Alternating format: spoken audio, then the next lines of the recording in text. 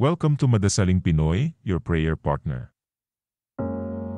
Ngayon po ay Miyerkules sa ikalawang linggo sa panahon ng pagdating ng Panginoon.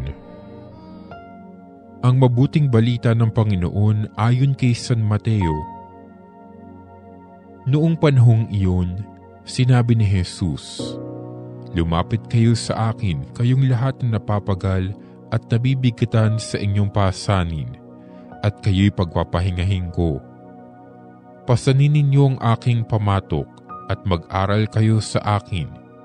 Ako'y maamo at mababang loob at makasusumpong kayo ng kapahingahan para sa inyong kaluluwa.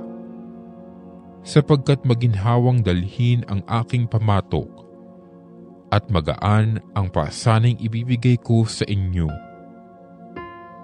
Ang mabuting balita ng Panginoon.